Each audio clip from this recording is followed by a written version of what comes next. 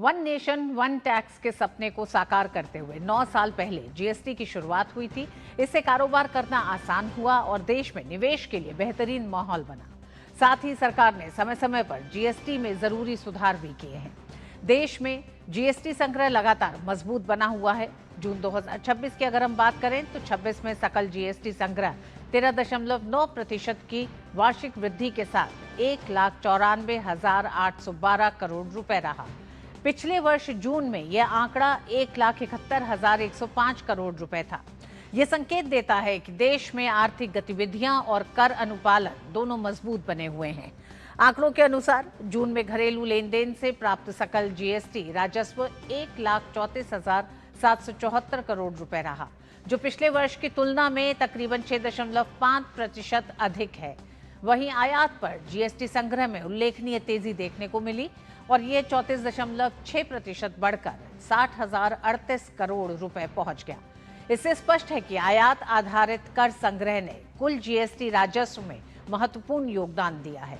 सरकार ने जून के दौरान 32,436 करोड़ रुपए का जीएसटी रिफंड जारी किया, जो पिछले वर्ष की तुलना में 29.1% अधिक है।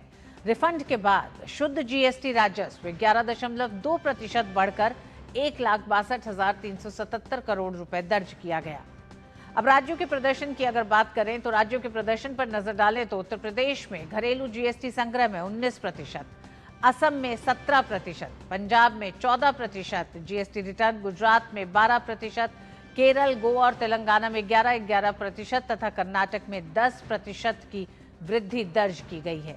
वहीं महाराष्ट्र का संग्रह 9% और दिल्ली का 8% बढ़ा है। दूसरी ओर राजस्थान, मध्य प्रदेश, तमिलनाडु और झारखंड जैसे कुछ राज्यों में संग्रह में गिरावट भी दर्ज की गई। विशेषज्ञों का मानना है कि मजबूत जीएसटी संग्रह ये दर्शाता है कि देश में आर्थिक गतिविधियां गति पकड़ रही हैं, कर अनुपालन बेहतर हो रहा है और औपचारिक अर्थव्यवस्था का दायरा लगातार बढ़ रहा है। आयात से मिलने वाले कर राजस्व में तेज वृद्धि ने भी जून महीने के कुल जीएसटी संग्रह को नई मजबूती प्रदान की है। और जीएसटी के 9 साल पूरा होने पर हम इस बड़े बदलाव को लेकर किस तरह से चुनौतियां और उपलब्धियां रही हैं, उस पर बात करने के लिए अजय मिश्र, हमारे आर्थिक संपादक, हमारे साथ जुड़ रहे हैं। अजय, सबसे पहला तो बड़ा सवाल यही, 9 साल पूरे हो रहे हैं। इन 9 सालों में हम उपलब्धियों और चुनौती की भी बात करेंगे, लेकिन अगर 5 बड़ी मजबूती और बड़े बदलाव की बात करें तो वो अर्थव्यवस्था को मजबूत करते हुए जटिल कर व्यवस्था से अर्थव्यवस्था के उछाल तक में वो क्या है? बिल्कुल सही कहा आपने। और अगर हम देखें इस बीते 9 वर्षों में इस टैक्स रिफॉर्म को, तो पहली बात यह है कि आजादी का ये सबसे बड़ा टैक्स रिफॉर्म कहा जा रहा है, क्योंकि इससे पहले हमने देखा कि 17 वर्षों तक इस पर बहस चली वैट व्यवस्था को रिप्लेस करने के लिए, लेकिन सहमत नहीं बन पाई। तब यूपीए की सरकार थी। और आपको याद होगा कि आज ही के दिन मध्य रात्रि में, रात में 12 बजे, जब प्रणब मुखर्जी साहब राष्ट्रपति थे और नरेंद्र मोदी जी ने सत्ता संभाली, तो बिल्कुल 2014 के बाद केवल 3 वर्षों में ही 2017 में इसकी शुरुआत की गई। तो एक तरह से पॉलिटिकल कंसेंसस बनाने में मदद मिली। दूसरी बड़ी बात आप ये कह सकते हैं कि जीएसटी जो हमारा कोऑपरेटिव फेडरलिज्म है, जो कॉम्पिटिटिव फेडरलिज्म है, उसका एक सबसे बड़ा उदाहरण है। सभी लोग एक टेबल पर बैठ करके, न केंद्र उसमें हावी होता है, न राज्य हावी होते हैं, सभी इक्वल स्टेक होल्डर हैं, जिसको जीएसटी काउंसिल कहते हैं। ये एक ऐसी व्यवस्था है जो पूरी दुनिया में कहीं नहीं है। इसमें बराबर अधिकार हैं। केंद्रीय मंत्री जो वित्त मंत्री हैं, उनको विशेष अधिकार नहीं दिया गया है। केवल वो प्रस्ताव कर सकती हैं जीएसटी काउंसिल में, और उसके बाद वोटिंग की जाती है और सारे निर्णय लिए जाते हैं। दूसरी बात हुई। तीसरी बात ये कि जो सभी निर्णय हुए, क्या उस पर वोटिंग करानी पड़ी? मुझे लगता है नहीं। ये क्या 2 बार मुद्दों को छोड़ दें? जितने भी फैसले हुए हैं ऋतु जी, वो सब के सब कंसेंसस से हुए हैं। चाहे आप अरुण जेटली साहब का जिक्र कर लें, कंसेंसस बनाने में उनको माहिर कहा जाता था, और वही चीज वित्त मंत्री निर्मला सीतारमण ने आगे बढ़ाई। सभी को साथ लेकर के चले इस व्यवस्था को लेकर के। पहले कहा गया राज्यों को नुकसान होगा, बिल्कुल नुकसान नहीं हुआ। कॉम्पनसेशन की व्यवस्था की गई। 5 वर्षों तक जितना भी नुकसान राज्यों को हुआ, केंद्र ने अपनी तरफ से दिया। कोविड के दौरान बहुत बड़ी मदद केंद्र की तरफ से की गई। आप देखिए किस तरह से जीएसटी को, व्यवस्था को, सबको साथ लेकर के चला गया। तीसरी बात है। चौथी बात अगर आप कहें तो जीएसटी व्यवस्था को सिंप्लीफाई किया गया। मुझे याद आता है कि 2017 में जब जीएसटी लागू किया गया था, तो जो बेस था, यानी जितने लोग जीएसटी में वैट की व्यवस्था में थे, उस वक्त वैट कहा जाता था इसको, उनकी संख्या थी 65,000। आज आप जीएसटी देखें तो 1.5 लाख से ज्यादा सब्सक्रिप्शन हो चुका है जीएसटी का कंपनियां आ रही हैं जो जीएसटी दे रही हैं, इसका मतलब दोगुने से भी ज्यादा टैक्स बेस बढ़ा। जो कलेक्शन हुआ करता था, मंथली एवरेज कलेक्शन मुझे याद आता है 75,000 से 94,000 करोड़ रुपए के बीच होता है। आज आप देखिए 1.5 लाख करोड़ रुपए से 2 लाख करोड़ रुपए के बीच हो रहा है, और कभी किसी किसी महीने में, मिसाल के तौर पर अप्रैल मार्च के महीने में वो 2 लाख करोड़ को भी पार कर जाता है। तो ये इतना बड़ा उछाल देखने को मिला है। और फिर जो नेक्स्ट जनरेशन, अंतिम बात, जो पांचवी बात आपने कही, नेक्स्ट जनरेशन जो रिफॉर्म्स हुए जीएसटी के, अभी अभी केवल 2 टैक्स आपके पास रह गए हैं, और इतना सिंप्लीफाइड टैक्स रिजीम हो चुका है कि जो लोग समय पे कंप्लाई करते हैं, जो लोग समय पे जीएसटी भरते हैं, उनको कोई दिक्कत नहीं होती। लेकिन अगर आपने कुछ गलती करने की कोशिश की, ई वे बिल से आपका मिलान नहीं हुआ, कंप्लाई। बिल्कुल अजय, जिस तरह से आप बता रहे हैं जीएसटी के, जी बड़े बदलाव आपने बताए हैं। अब ये भी देखा गया अजय, जीएसटी संग्रह लगातार किस तरह से उसमें बढ़ोतरी देखी गई है, लेकिन कुछ राज्यों में वही नतीजे नहीं सामने आए हैं। तो इसके पीछे के क्या कारण है, और 9 साल के इस सफर में क्या अब जहां जीएसटी 2.0 के साथ 2 नए स्लैब के साथ एक नई शुरुआत, एक तरह से कह सकते हैं बड़े बदलाव के साथ, तो क्या अब इस पर ध्यान दिया जाएगा कि जिन राज्यों में जीएसटी संग्रह की बढ़ोतरी नहीं हो रही है उसके क्या कारण हो सकते हैं? क्लियर है। और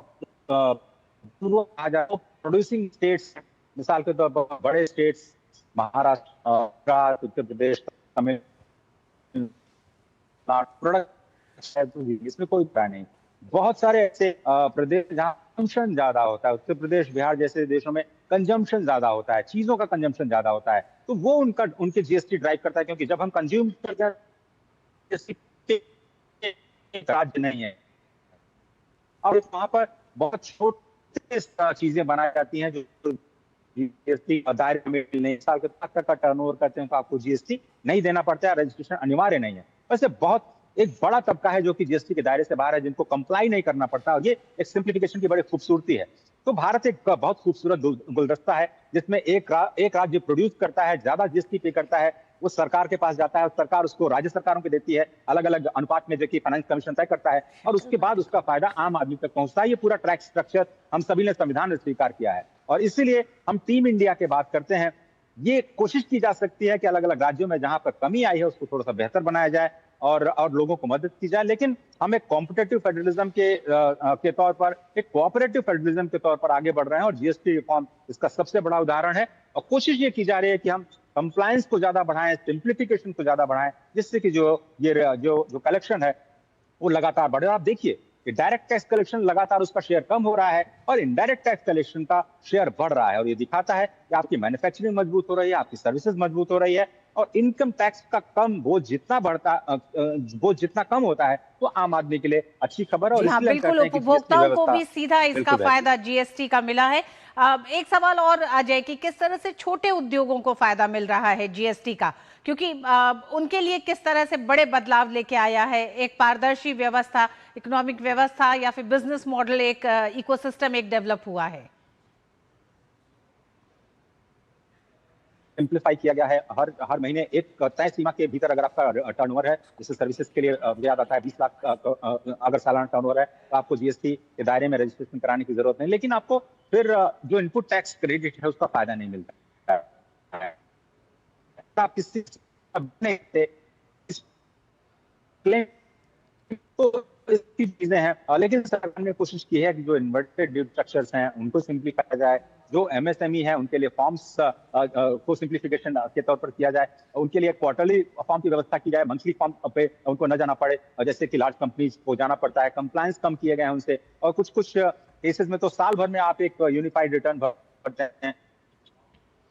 बिल्कुल अजय, जिस तरह से आप बता रहे हैं, जीएसटी ने भारत की अर्थव्यवस्था को मजबूत किया, एक भरोसे के राजस्व मॉडल को विकसित किया है। जीएसटी के 9 साल पूरे हो चुके हैं, 9 साल में बड़े बदलाव हुए, और भारतीय अर्थव्यवस्था ने कई बड़ी चुनौतियां देखी जो जीएसटी के दम पर उसका सामना भी किया है। बहुत बहुत धन्यवाद अजय पूरी जानकारी के लिए।